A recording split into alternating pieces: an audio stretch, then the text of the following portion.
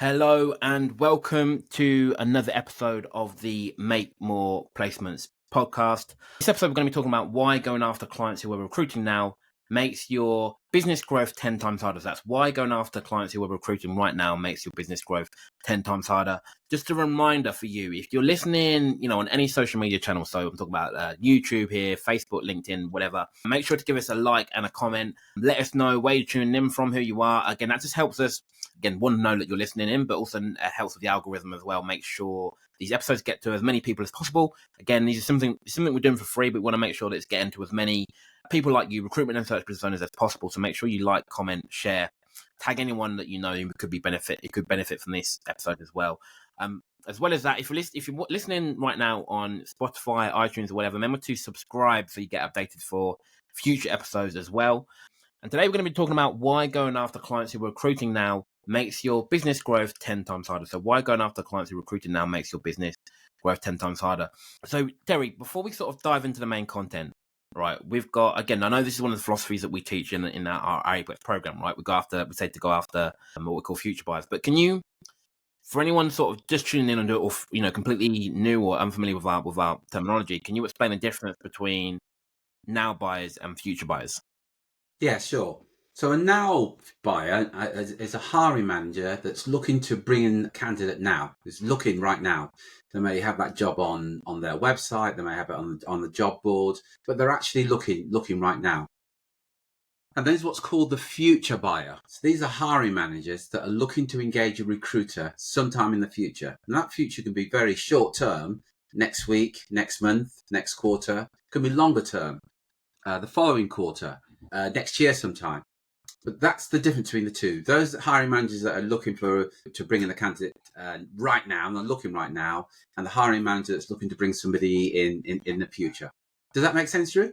It does. It makes perfect sense. And I think from the recruiters, the recruitment search personas that we speak to, what we see is that the vast majority of the market, if you look at your marketing right now, the outreach you're doing is probably going after what we call the now buyers, right? And that, for a lot of reasons, that makes sense because that's where you're going to get the quickest turnaround, right? If there's a hiring manager or potential client who has a need right now, you're going to get the quickest turnaround or the quickest win from that potential prospect, right? Because they've got a need right now. You might have the candidate, or could easily find the candidate. That's when you're going to get the quickest win. But today we're going to be looking at, again, not why you shouldn't be doing that, because I think, again, I'm not saying not to do it or to ignore that completely, but what we're saying is you want to combine going after the now buyers with the future buyers as well.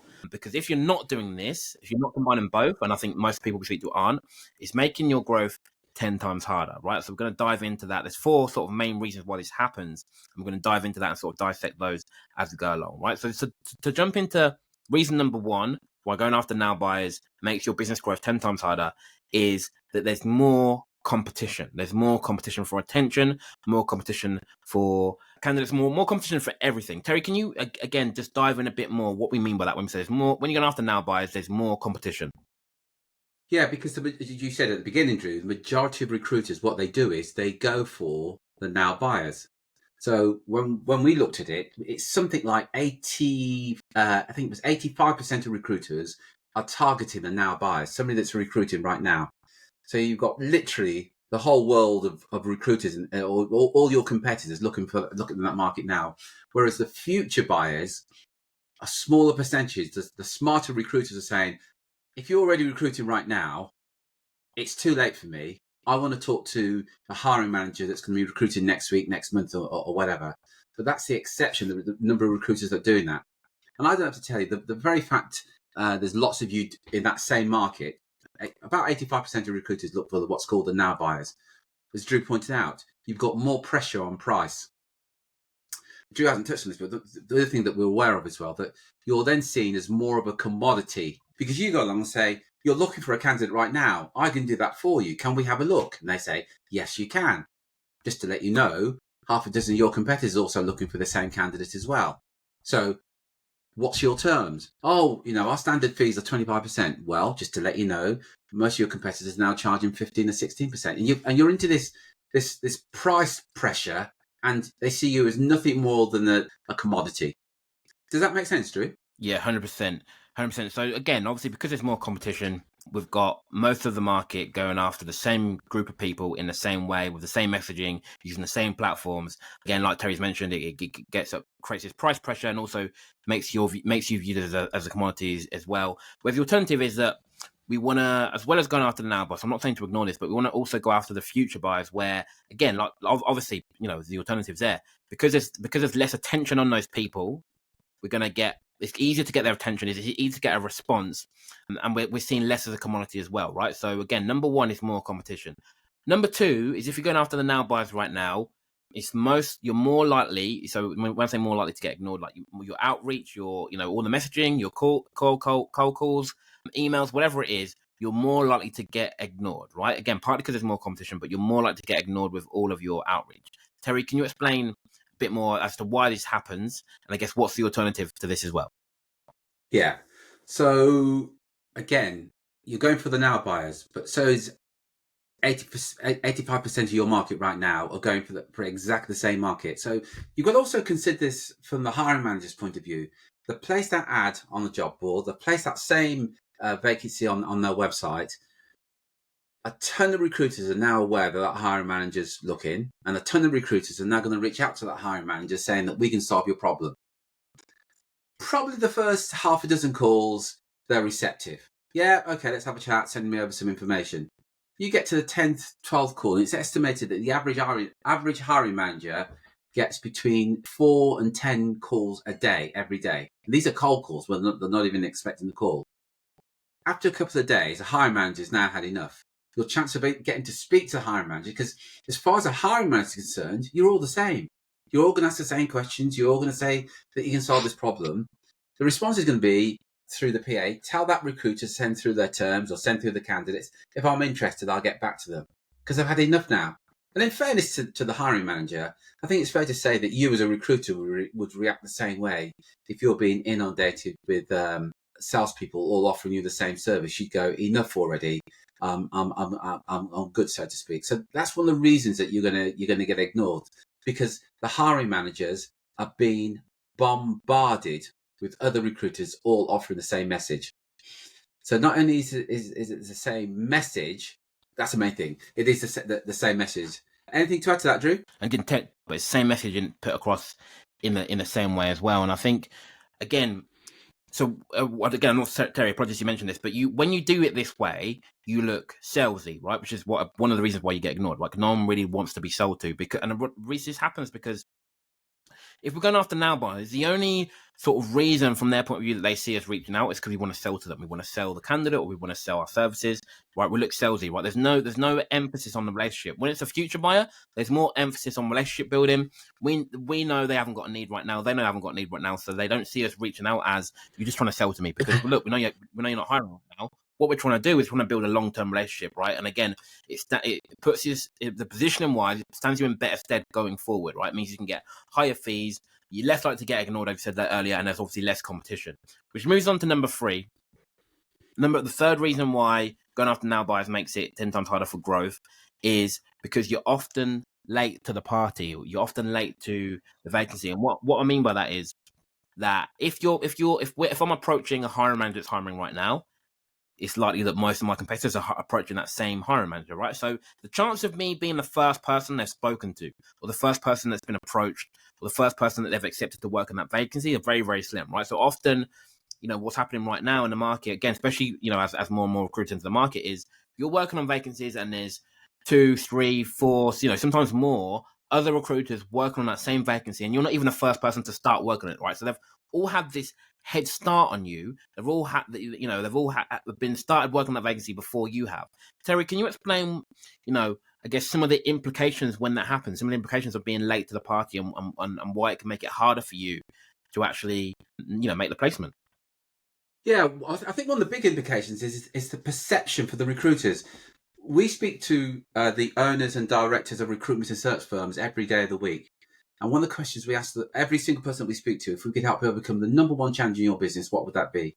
And I would say something like 80% of recruiters say the number one challenge is just finding the candidates. I can find the job orders, but we just can't fill them. But you need to analyze what's going on there. Because the next question we ask is, if you don't fill those roles, are they being filled by your competitors? And most of the time, they are being filled by the competitors. So is there a shortage of candidates, or is it that your competitors, as Drew said, got there before you? Because if you speak to the hiring manager today and say, I noticed on your job board, on your website that you're looking for an XYZ candidate, but your competitor got there before you, maybe only 10 days before you, and had that same conversation, your competitor's now got a 2-week start over you. So if that role's been filled, it's been filled by somebody else. There isn't a shortage of candidates. It's merely a sign that you didn't get there as quick as your competitors because you're going for that market. Here's the other thing as well. When you speak to now buyers, you are more likely to be working on what's called contingent. And I want to be clear about this. I'm not saying that contingent recruiting doesn't work. It does work. However, the average contingent recruiter will fill between 10 to 40% of the roles that they work on. Even if they're at the top end and they're filling, let's say 50% of the roles they're working on, it does mean that 50% of the time they're working, they're not getting paid. Let me repeat that. Most of the time, contingent recruiters are working on job orders that they're not going to fill, which means they're working and they're not going to get paid. Because you're working on the job order, competing with a ton of your competitors as well. And some of those competitors got that job order before you as well. So you can see the problem with that, can't you, Drew? Yeah, 100%. 100%. So just a quick recap. Number 1 is more competition. Number 2 is you're more likely to get ignored. Number 3, you're late to the party, as Terry just went through. And number 4, there's less people to target. So when you go after now buyers, there's less people to target, right? And what we mean by this is, like, again, imagine that your entire market right now, then in the entire sector that you're targeting. And again, it depends on what sector you're in, but at any given time, the now buyers are going to be the small, unless something drastic is going on in your sector right now, at any given time, the now buyers are going to be a smaller chunk of that entire market, right? So it's going to be maybe 5, at high end, 10% of your market going to be hiring right now. Most people aren't going to have a vacancy right now. They're going to be hiring in the future, right? So what it means is we've got more recruiters going after the smaller 5-10% of the market. And so there's actually less people. So obviously, the reason we said before, more competition, more likely to get on, but there's actually less people there in the first place as well. Whereas when we go after the future buyers, again, we expand our market. We expand the number of people we're able to talk to. We expand the number of people we're able to message. Because rather than just going after people that are hiring right now, we're going after people who could be hiring in the future. Because, practically everybody at some point or another is going to have a need for your service in the future. So then we can now suddenly, all of our marketing, rather than being focused on the small group where there's more competition, we're more likely to get ignored, and we're probably late to the party anyway. We can now target a bigger group of people where obviously there's less competition. We're more likely to get their attention, and when we do get attention, we're more likely to be the one and only recruiter they're speaking to, which means we can win it on exclusive or retain, which means it's more likely to make the placement in the first place. Terry, anything you want to add to that, or anything else we've covered so far today? No, you've hit the nail on the head there. You're targeting. I think the key takeaway from that is that you're targeting a very small percentage of the entire market, and you're ignoring the majority of the market. Because as Drew rightly said, you talked about hiring managers there about their future requirements over the next 12 months. Something's going to come up at some time. But as a recruiter, when you're reaching out to hiring managers and you say, I'd like to talk to you about your recruitment, majority say, we're not recruiting right now, because majority are not recruiting right now. A better question would be, I would like to talk to you about your future requirements, because at some stage in the future, they will be requiring. So yeah, really good point you made there. Well made. Thanks, Drew. Awesome. So that brings us to the end of today's episode. Again, remember to like, comment, share, listening on iTunes or Spotify. We will speak with you again soon. Until then, take care, take action, and be relentless. Thanks a lot. Thanks, Drew. Take care.